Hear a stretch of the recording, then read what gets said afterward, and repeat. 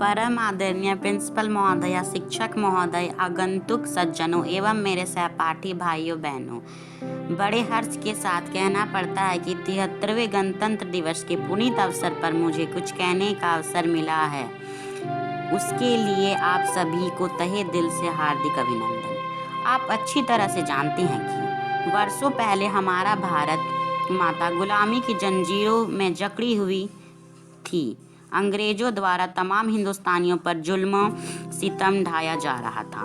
उन्हीं दिनों हमारे देश ने कुछ ऐसे वीर महापुरुषों का जन्म लिया जिन्होंने संपूर्ण देश में क्रांति की लहर दौड़ा दी। इस लहर के आगे अंततः अंग्रेज टिक नहीं पाए। आखिरकार अंग्रेज ने पीठ दिखाने में ही अपनी भलाई समझी और 15 अगस्त 1947 को हमारा देश आज़ाद हुआ और अंग्रेज इंग्लैंड चले गए। यस, बस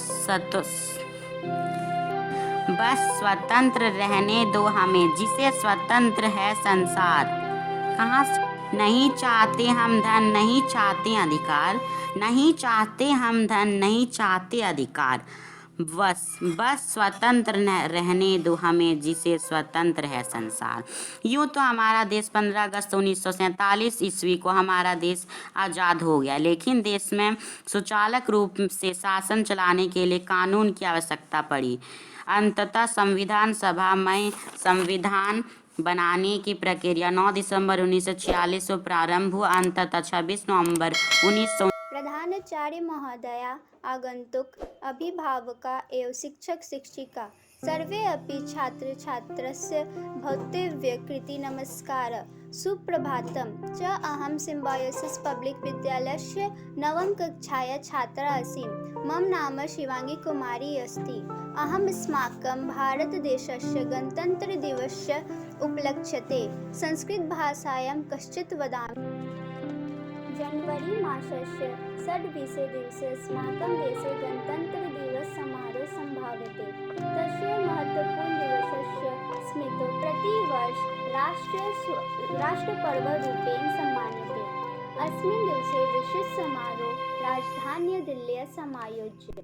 प्रातरेव राष्ट्रभवन निकटस्थे विजयचतुष्पथे विशिष्टमञ्चे राष्ट्रपति भारतीयसेनानां तीव्र एवं जलस्थलवायुसेना अभिवादनं स्वीकरोति।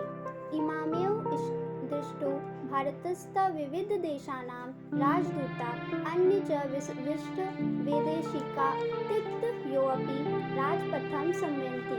वैविध्यमयं भारतीयलोकजीवनं तत्रैव तत्रैव वयं दृष्टपार्यायम्। अतः एव महती दृष्टे अपि आपप्रत्ययुवशादेवं जना स्वस्थानं गृह्णन्ति। सर्वे तत् सुन्दरं सर्वसौभाग्य भारत नित्यन्ति पूर्यत।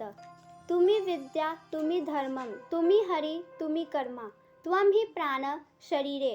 वंदे मातरम। सा धन्यवाद। कुछ नशा तिरंगे की आन का है, कुछ नशा मातृभूमि की शान का है। हम लहराएंगे हर जगह यह तिरंगा, नशा ये हिंदुस्तान की शान का है। Dreamers are the one who can face the reality. Transformation takes time. The dream of 1857 was fulfilled in 1947. I support each and every Indian who aspires the betterment of our nation.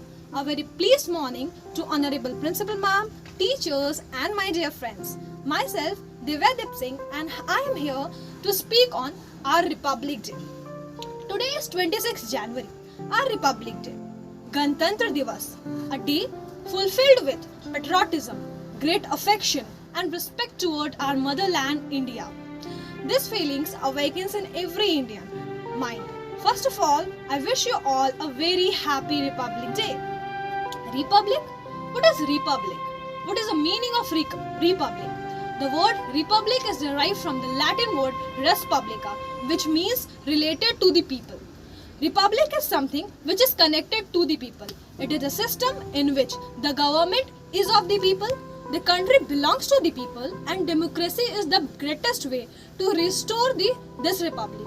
And I am very much proud to share with you all that India has the largest democracy in the world.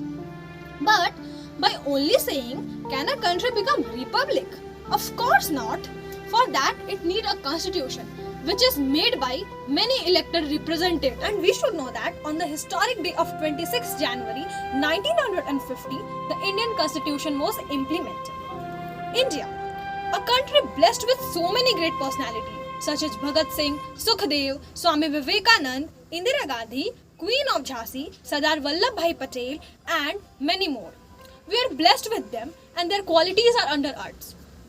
But still, it is very disappointing to note that after 75 years of independence, we Indians are still under the bondage of poverty, discrimination, illiteracy, corruption. We all are still not independent. Once when Dr. Kalam was asked that what is a major strength and weakness of India, do you know what he answered? He answered youth. Yes, youth. 261 million youth of India are its strength. And weakness? Weakness is its vision. Because a country dies without vision. And I think vision is the only quality lacking in the younger generation today. India, no doubt, India has a prestigious position on the world map. But still, we are lacking somewhere. That's why India is still a developing country and countries like China, Germany are developed. So, it is the duty of the youth of our country to take our country to greater heights. Now, the question arises, how can we do that? Yes, right?